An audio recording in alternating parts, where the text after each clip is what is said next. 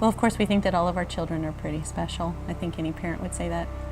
I would say that Kolbe, in particular, has always shown a servant's heart and empathy, even in his family, starting from the very beginning.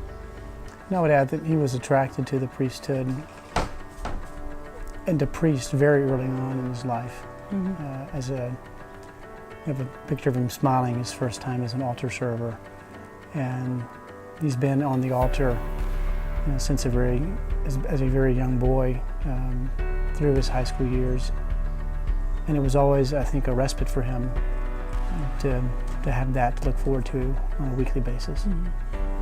And we've been very blessed to have known very strong priests, strong men, who I think that he has really been able to look up to. He's looked up to them and been exposed to them. And we've all been blessed just in our family lives by knowing them. But he in particular, I think that was really quite a blessing for him. We didn't just see on a Sunday Mass or weekday Mass, we also saw them in other settings, including at our house for a meal or on a hike. And they're real people, with all the idiosyncrasies that each of us bring, and getting to know them, and I think that made him realize that it's not it's obviously a unique calling, and they're changed, but they're also just real humans, and I think that made him more comfortable that even with his flaws, that God could call and use him too. I would say, as the mom, since he was about 3, I knew that he would be entering the seminary. Or let's just say, I felt that I would be very, very surprised if he didn't. I was going to say that I think it started with, or solidified when he actually participated in Quo Vadis days, which preceded the seminary. And we've encouraged all of our children to participate in a vocational retreat of some sort. Just being open to religious life, even if God's not calling them, maybe he's calling one of their friends or one of their children one day, and they should be open to that. I think that he felt solidified in pursuing that after those experiences around other priests and other young men who were also open to that.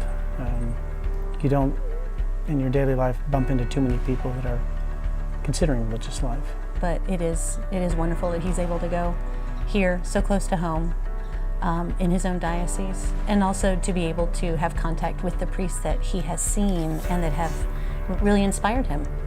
Right. And to be able to still be, in formation now, have this other kind of relationship with them, and to receive formation from them is just an incredible blessing for him. Yeah, the differences Sure. we see in Kolbe, the one I would point to the most is he just seems more free.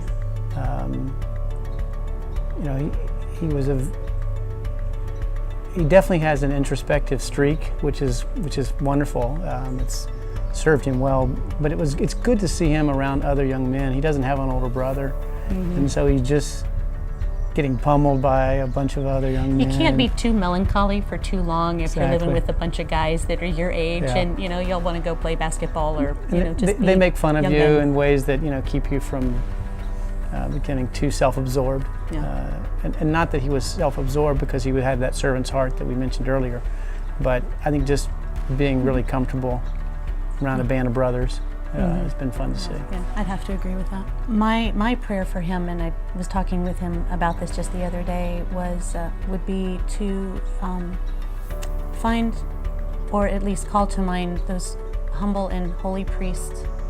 I mentioned like St. John Vianney.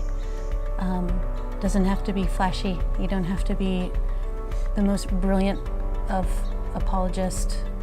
Of course, that's wonderful, but to find that and to emulate that, because it will keep you close to our Lord. We finish all of our family prayer times with, Jesus, meek and humble of heart, make my heart like unto thine. That's my prayer for him, is that he prays that and lives that. I have noticed that having him in seminary, it's been rather humbling for me as well. in that I do think that he brings a little bit of that, of the formation, the grace, the rigor back into our family. He's a sign and symbol, he's a reminder. My joy in watching him is that he feels so comfortable where he is. So I know that he's following his vocation, and like Carlton said, he seems very confident in what he's doing. And I would add that he's potentially choosing a vocation where he can really be a servant, and that servant's heart can express itself. Not that you can't do that as a doctor or a lawyer. Or dad. Or dad. But that there's no higher calling on this earth than what he's choosing. And to express that in a daily, through the sacraments, I think is beautiful. It is a joy to see. It's just a joy to see it.